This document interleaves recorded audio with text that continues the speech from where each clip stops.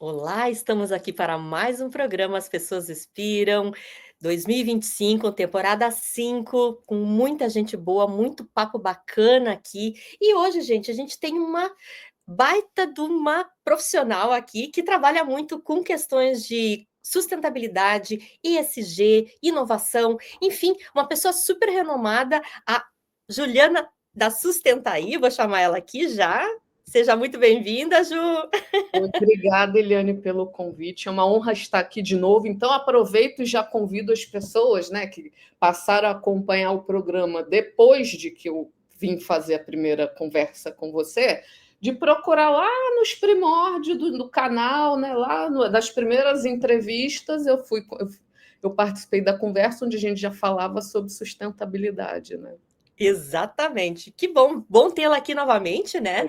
E Ju, assim, eu tava olhando no teu LinkedIn, tu também é top voice do LinkedIn, né? Dentro dessa Virei área. em 2023. Bacana, bacana, né? Então, estamos aqui com uma baita de uma mulher e eu convido você que está aqui com a gente, não desliga, não desconecta, porque vai ter muito papo bom. Ju, para a gente iniciar, assim, queria que tu contasse um pouquinho da tua trajetória profissional, né? Para ver, enfim, para as pessoas te conhecerem, né? Quem olhou, não olhou ainda o programa anterior, né? Vai ter aqui um upgrade das tuas jornadas, da tua jornada. Ótimo. Bom, eu comecei na sustentabilidade em 2007, então estou falando aí de uma jornada de 18 anos. Eu brinco dizendo tudo ainda era mato, não era modinha, ninguém falava de ESG, ninguém falava de materialidade, não sei o quê. E eu comecei trabalhando numa empresa de tabaco, cigarro, por mais doido e paradoxal que possa ser, mas eu digo que foi a melhor empresa que eu já passei na minha vida, assim, um baita escola de sustentabilidade, até porque ela era odiada, então eu podia fazer a sustentabilidade que eu gosto, que é da porta para dentro, porque muitas empresas, até hoje, elas fazem a sustentabilidade focada em reputação, né, que é da porta para fora. Então, ela fica olhando muito o que o mercado está dizendo, muito o que as pessoas, as outras empresas estão falando, e aí elas fazem uma sustentabilidade baseada nisso. Como a empresa era odiada, independente de ser boa ou não, por causa do produto, então eu tive muita oportunidade de fazer essa sustentabilidade voltada para dentro, que é o que eu gosto mesmo. Aí depois eu abri a minha consultoria, fui trabalhar principalmente com planejamento estratégico, então eu criei a área de sustentabilidade em inúmeras empresas, viajei o Brasil inteiro, fui morar no Pará, então assim, foi uma coisa bem legal, só que dentro dessa consultoria, eu fazendo planejamento estratégico, eu sentia muita dificuldade, por quê? Porque quando a gente faz planejamento estratégico de sustentabilidade, a gente está focada no negócio da empresa, em como a sustentabilidade pode melhorar o negócio da empresa, seja buscar acesso a novos mercados, novas formas de produzir, se negociar, vender, se relacionar, fazer marketing, né? E aí o que acontecia? Eu precisava das áreas me dando suporte para eu poder ter embasamento, dados validados, principalmente, para eu poder fazer as análises estratégicas e propor um planejamento estratégico. Só que eu tinha muita dificuldade nessa sensibilização, nesse engajamento, porque até hoje, inclusive, eu estou falando de 2011, 2012, 2013, e até hoje, a forma como as empresas trabalham a sustentabilidade, ela é um silo, né? É uma área que se fecha nela, começa e termina nela, e que só se lembra das outras áreas quando tem que pedir os dados para poder fazer o relatório de sustentabilidade. Então, assim, as áreas não entendem muito o papel da sustentabilidade, a sustentabilidade não se engaja muito com as outras áreas e só lembra dela quando tem que pedir dados. E aí fica uma relação onde você perde inúmeras oportunidades, né, de como a sustentabilidade pode melhorar aquela área, como a sustentabilidade pode melhorar o processo. Porque eu vou dar um exemplo aqui, claro, né, você tem, por exemplo, a área de suprimentos, que é uma área super crítica. Por quê? Porque você não controla seus fornecedores, você tem fé de que eles vão fazer tudo certo, né? Por mais que você estabeleça mecanismos de controle, né? Eu vou pedir um monte de certificação, um monte de documentação, aquilo só vai certificar que no momento em que o fornecedor foi homologado, de que ele estava em dia com tudo que precisa. Mas ninguém garante que daqui a 6 meses, daqui a 3 meses, ele vai ser acusado de fazer um trabalho análogo escravo, de um trabalho infantil, de estar operando numa área de desmatamento, ou às vezes ele nem faz com você, ele faz com outro cliente, só que você vai ser corresponsável da mesma forma. Só que quem tem que cuidar disso? É a área de sustentabilidade ou a área de suprimentos? É a área de suprimentos, mas com o suporte da área de sustentabilidade. Só que como as empresas não se integram muito, não integram muito a sustentabilidade nos processos e na estratégia, eu fui vendo que eu tinha muita dificuldade de conseguir os dados corretos para fazer as análises de sustentabilidade.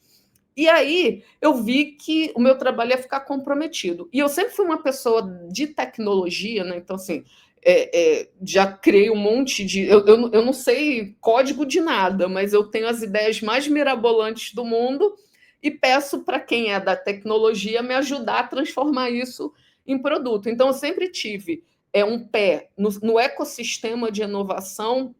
O meu próprio mestrado, por incrível que pareça, ele não é um mestrado de sustentabilidade, ele é um mestrado de inovação. Então, eu brinco dizendo que o que eu sei de sustentabilidade, eu aprendi na teoria, na prática. Eu nunca fiz MBA, eu nunca fiz nada eu não tenho educação formal em sustentabilidade, eu sou autodidata. E que eu sei muito mais de inovação do que de sustentabilidade, porque eu tenho o conhecimento teórico e o conhecimento prático de inovação. E aí falei, poxa, eu estou tendo uma dor com a questão do engajamento. Como é que eu posso minimizar essa dor? Então, pensei em várias soluções, e uma das soluções eu falei, vou criar um canal no YouTube para falar de sustentabilidade, para desmistificar. Todo mundo acha que é muito difícil, que é muito complexo, que não é. É uma rotina dentro da empresa normal, como todas as outras rotinas. E aí esse canal acabou viralizando, o canal se chamava Sustenta Aí, né? E a minha empresa tinha outro nome, então era o canal Sustenta Aí, esse canal viralizou, e eu mirei na minha dor e eu acertei na dor das empresas, porque pessoas que me contratavam para fazer coisas complexas de sustentabilidade falaram, poxa, você faz engajamento também? Eu falei, fazer eu não faço, mas vamos fazer junto. E aí, em 2017, eu lancei o canal do Sustenta Aí no YouTube. Por isso que, inclusive, que eu falo o Sustenta Aí, porque ele nasceu como um canal no YouTube, né? E aí eu vi que começou a ter essa demanda por engajamento, então a gente pivotou, falei, peraí, eu tenho uma grande oportunidade de negócio aqui, e eu acho que é importante dar esse passo atrás. Não adianta a gente fazer análises ultra profundas se a gente tem tanta dificuldade no mercado, por conta do baixo conhecimento que as pessoas têm de sustentabilidade. Então, desde 2017, a gente está aí com Sustenta Aí, 8 anos. Show de bola, muito maravilhoso, né? Que tá agora, né, com Academy também, né? Sustenta Aí Academy, que já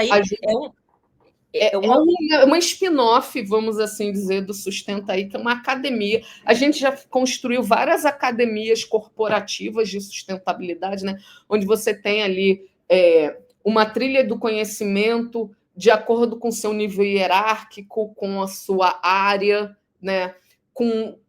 Se você é uma pessoa de operação, se você é uma pessoa de corporativo, porque os métodos, a gente foca muito assim, não adianta a gente ter o conteúdo, a gente tem que ter um formato que engaje, né? Então, você pega uma pessoa de operação que está ali na fábrica todo dia, você não vai colocar ele numa sala de aula durante 3 horas. Cara, a pessoa vai até ficar ali de corpo presente, mas a cabeça vai estar em outro lugar.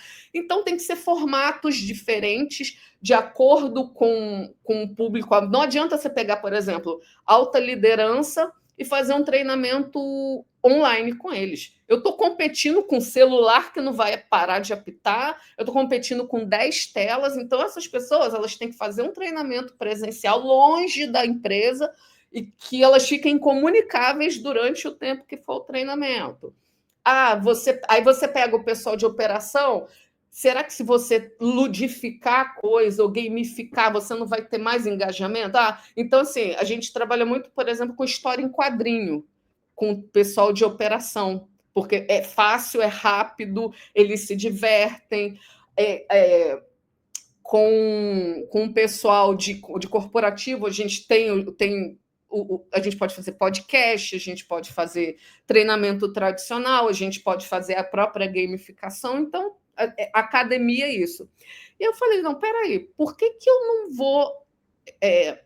por que eu também não vou dar oportunidade para pessoas físicas que têm interesse em sustentabilidade, em ter... Né, às vezes ela quer um treino, porque eu tenho um grande produto de educação para o público externo, assim, não de empresa, que é o programa de formação avançada. Só que esse programa acontece uma vez por ano e ele tem determinados módulos, que assim, é um programa bem amplo, mas ele não abrange tudo de sustentabilidade. Então, por que assim, a pessoa quer naquele momento, ela está precisando naquele momento, mas naquele momento não tem uma turma aberta. Então, a academia, justamente, a gente está trazendo muitos outros conteúdos, a gente está trazendo conteúdos, assim, não só para pessoas que querem se desenvolver em sustentabilidade, mas pessoas de outras áreas. O que eu, como sendo outra área, o que eu preciso saber de sustentabilidade? E aí tem cursos curtos, cursos mais longos, tem curso gratuito, até porque a missão do Sustenta Aí é democratizar o conhecimento da sustentabilidade. Então, a gente oferece uma gama de cursos gratuitos, a gente oferece cursos pagos a um valor, por estar gravado, inclusive, a gente consegue escalar, então a gente consegue oferecer um valor muito mais em conta do que se fosse um ao vivo. E a grande novidade é que não vai ser só a minha presença. A gente vai trazer outros professores, assim, temas que eu não domino, por exemplo, vão ter outros professores. E aí, assim, contando já um spoiler, mas isso ainda não vai entrar agora na versão 1, porque a gente está com de novo, né, minha mente maluca, querendo inovar e tal, da gente ter uma inteligência artificial que, no momento em que você se cadastra na academia, ela vai fazer uma série de perguntas para você e, a partir dali, ela vai fazer a trilha do conhecimento, ela vai desenhar a trilha do seu conhecimento e vai dizer, olha, você precisa saber disso, disso, disso, disso, e a gente te oferece isso, isso, isso, isso. Que bacana, Ju, muito legal, né? E da tua fala, assim, que fica sempre, que eu sempre falo, né, que sustentabilidade, ESG, essas coisas, elas têm que estar na estratégia da organização, né? Como você mesmo falou, às vezes elas estão muito, elas não estão integradas, né? Isso dificulta, né, o processo, a jornada realmente acontecer, né? E eu queria te perguntar, Ju, assim, fazer uma diferenciação aqui do que é sustentabilidade, do que é ESG, e fala um pouquinho sobre o contexto. Tu está sempre mais presente aqui dentro das organizações, o pessoal está fazendo, como é que está fazendo, como é que está sentindo esse ano aí para essas temáticas? Então, assim, sustentabilidade, ESG, ele veio para o mercado, apesar dele existir desde 2004, o boom dele foi em 2020 por causa da pandemia. E aí o que aconteceu? O que é o ESG? Grosso modo, é a demanda do mercado financeiro por sustentabilidade. Por quê? Trazendo o contexto da pandemia. A pandemia fez a bolsa de valores, né, do planeta inteiro derreter. E aí o mercado financeiro entendeu que o próximo que poderia fazer a mesma coisa seriam as mudanças climáticas, porque ia causar uma série de problemas. Então, eles passaram, né, a forçar muito. Tudo bem que já tinha um cenário desenhado. A carta da BlackRock de 2020 foi anterior, foi assim, 2 meses antes do mundo declarar a pandemia, mas tudo... como é que eu vou dizer? Se potencializou em 1000 por causa da pandemia. O mercado já se desenhava para isso, porque já vinha percebendo que tinha coisas ali meio estranhas. Só que a pandemia catapultou. Aí o que aconteceu? O mercado financeiro falando ESG, ESG, ESG. E aí as empresas, a maioria delas, com muito pouco conhecimento em sustentabilidade e fazendo apenas o cumprimento legal de questões sociais e ambientais, porque assim, a gente vai pensar, o que é o ESG? Eu tenho uma teoria maluca de que ele foi mal traduzido.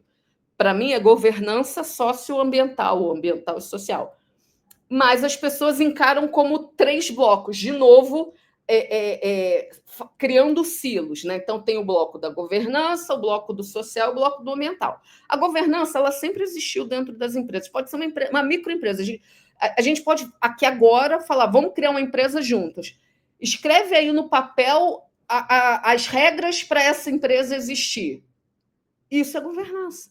Então, assim, depende. Inclusive, foi a governança tradicional que levou o planeta em sustentabilidade. Mas a governança sempre existiu. O social, existe um regulatório legal, uma demanda legal, em que você tem que cumprir e que você tem que fazer projetos sociais. E existe um regulatório pesadíssimo de meio ambiente que você também precisa cumprir. Só que sustentabilidade não é isso. Então, eles pegaram isso que sempre existiu dentro das empresas e chamaram de ESG. Só que sustentabilidade não é isso. Eles entregaram isso para o mercado financeiro, só que isso não é. E sustentabilidade não é lei, é mais do que lei, até porque se a lei fosse suficiente, não precisaria existir ESG. E a sustentabilidade, ela é uma nova forma, um novo modelo de gestão. Então, você vai, como eu falei no início, né, você buscar, usar a sustentabilidade para ter acesso a novos mercados, ter financiamentos mais baratos, aí entra a questão do ESG, mas é uma coisa dentro da empresa que trata de ESG, que está incorporada a uma sustentabilidade que é muito mais ampla. A gente está falando de melhorar os processos, reduzir consumos, né, de tudo, por conta da sustentabilidade, de você fazer um marketing sustentável, de você contratar pessoas utilizando critérios de sustentabilidade. Então, você está melhorando os processos, né? Você olhar a questão da sustentabilidade na sua cadeia de fornecedores. Então, é muito mais amplo, é um modelo de gestão. E quando a gente fala de ESG, pela perspectiva do mercado financeiro, quais critérios de sustentabilidade dentro de uma gama enorme de critérios eu vou utilizar para a tomada de decisão de investimento. Isso pela perspectiva do mercado financeiro. E a perspectiva da empresa o que eu posso fazer dentro da minha empresa para captar dinheiro mais barato, atrelando essa captação ao cumprimento de metas de sustentabilidade, que são as chamadas debentures, né? Que em inglês é o bond, Sustainability Bond, Rhino Bond, Social Bond, a gente tem várias debentures aí. Que legal, e é importante, né, Ju, a gente falar sobre isso, né, porque tem muita confusão acontecendo, né, tem muita, estou fazendo sustentabilidade, mas na verdade é ESG, tem gente fazendo ESG pensando para fora da empresa, e essas coisas vão acontecendo, né, e eu tenho participado, assim, de muitos eventos relacionados à sustentabilidade, ESG, que é uma área que eu gosto muito, né, e a gente vê, assim, um público, Ju, muito feminino, né, sim, como ouvintes, né? Mas quando chega, às vezes, em cargos, né? Vou entrevistar, vai ter um palestrante, um speaker, né? E até estou te trazendo isso porque eu vi o teu post no LinkedIn falando sobre isso, inclusive, né? Que eu queria que tu trouxesse aqui para a nossa audiência, que ainda existem poucas mulheres nesses espaços de liderança, né? E queria que tu trouxesse assim, o teu olhar com relação a isso. Na verdade, não é que existe poucas mulheres, é que, em comparação, existe. O número é bem menor. A área de sustentabilidade ela é uma área muito feminina. Então, assim, se a gente for pegar a área ambiental, por exemplo, ela está bem equilibrada, tá? Bem equilibrada mesmo. Botaria ali uns 50-50. Quando a gente está falando de sustentabilidade, ela já é uma área muito mais feminina. E, assim, eu diria pelo menos uns 70%. Só que a grande força de trabalho da sustentabilidade e das mulheres está nos cargos assim de analista júnior, pleno, sênior, de especialista. E o que acontece? O que eu vi muito acontecer de 2020 para cá, né? Que foi quando as empresas precisaram criar as áreas de sustentabilidade, e que elas chamam de ESG, a toque de caixa por demanda do mercado financeiro. Elas criavam as áreas, entregavam a liderança dessas áreas, a construção dessas áreas a homens sem nenhuma experiência em sustentabilidade. Então, assim, eu vejo muitos homens que hoje têm até assim, tem 3, 4 anos de experiência, Mas, ao invés deles pegarem uma mulher dentro da área, uma pessoa com um perfil ali que, eu tenho uma experiência mais holística, mais social e tal, eles áreas construídas por homens engenheiros sem background nenhum em sustentável. A maioria vindo de segurança do trabalho. E aí, isso foi uma coisa que me incomodou de muito. Eu falei, poxa, agora, né, que seria a hora das humilhadas serão exaltadas, a gente está sendo deixado para trás de novo. Em eventos, isso fica mais crítico. Já tem uns 3, 4 anos. Uma vez eu vi um evento de economia circular. 6 homens. 6 homens. Não tinha nenhuma mulher. E essa postagem que você está falando foi um evento do CEBED, Conselho Empresarial Brasileiro de Desenvolvimento Sustentável. Então, assim, vamos dizer, é o órgão mais alto, porque assim, não é uma questão obrigatória, mas é um órgão muito alto e de referência para as empresas, num evento em que tinham 4 homens e uma única mulher. Eu falo, não, peraí, gente. A própria instituição que está ali atuando em prol do desenvolvimento sustentável dentro das empresas, eles estão falando de... Eles estão priorizando os homens. Né? Como assim? Então, não adianta a gente ter uma força feminina muito ampla, e é uma maioria, né? E se a gente for pegar, assim, existem homens, óbvio que existe homem nas carreiras, né, como analista e tal, mas nem eles estão chegando, né? É raro você ver um homem que fez carreira na sustentabilidade. Eu conheço muito poucos virando gerentes. Geralmente, assim, vem de outras áreas, né? Ou ao cara de segurança do trabalho, já vi gente de marketing. Homens, eu falo, gente, é uma área fundamentalmente feminina. Assim, por que não prioriza, né? Até por uma questão quantitativa. Vamos pensar em estatística. Se eu estou dizendo para você que é uma ordem de 70-30, então os cargos de liderança, no mínimo, teriam que ser 70-30, e não é. Quer dizer, até pode ser, só que é o contrário, né? É um dilema, né? Que a gente ainda tem um paradoxo aí para resolver, né? Sim. Ju, pensando aqui tu fizeste mestrado em inovação, tu comentaste, né? Como é que eu sempre vejo, né, o ESG, como tu mesmo trouxeste aqui, como um novo modelo de gestão, né? Como é que isso pode impulsionar a inovação? Queria que tu comentasse um pouquinho dessa conexão, já que é um tema tão transversal. Tem várias formas. Então, por exemplo, a gente está falando de produtos, a gente pode falar de produtos sustentáveis, então a gente inovar, e aí tem o que na engenharia se chama de cleaner production, que é desde a concepção do produto você já pensar numa produção mais limpa, né? Então você está entregando um produto inovador com processos sustentáveis, um produto sustentável desde os seus processos e também um produto inovador. A gente está falando assim, dentro da sustentabilidade, não no nível de operação, mas no nível corporativo, né?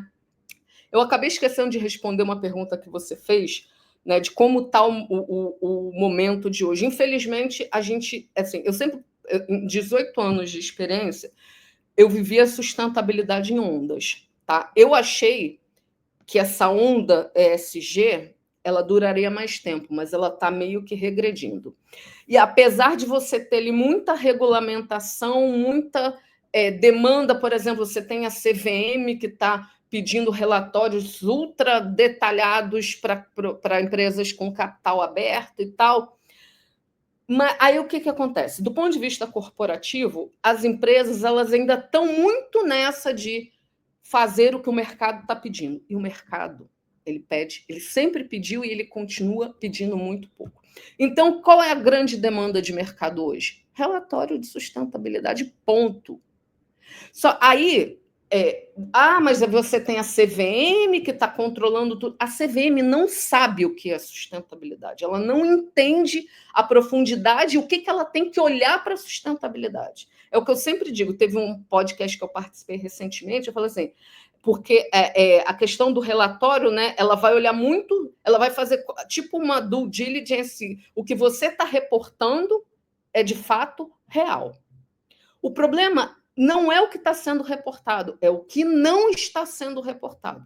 Só que a CVM não tem a menor competência hoje para fazer essa avaliação. Então, ela está pedindo muito pouco, ela está pedindo regulatório, né? O que a lei já obriga as empresas a fazerem. E aí, o que acontece? Você tem... hoje, a sustentabilidade corporativa ela está muito focada em relatório. Só que, para você fazer relatório, você precisa de fazer a materialidade, né? Para você definir, até porque as empresas elas são diferentes, os setores são diferentes, os impactos são diferentes, e o mercado financeiro ele precisa de comparabilidade, ele precisa saber comparar. Você tem uma empresa de mineração A, uma empresa de mineração B. Ele precisa saber comparar esses relatórios para entender se a sustentabilidade de um é melhor do que de outro. Só que o que é a matriz de materialidade? Hoje ela é um show de horror. Um show de horror, assim, falhas metodológicas absurdas. Grosso modo, matriz de materialidade, ela é você perguntar para pessoas, para stakeholders, a opinião deles sobre a sustentabilidade da sua empresa. É isso. Resumindo, é isso. Só que, assim, stakeholders têm vieses. Você não sabe escolher os stakeholders corretos para responder aquilo. Às vezes você fala assim, eu tenho que ter um cliente. Só que com quem que você lida de stakeholder do seu cliente? A área comercial.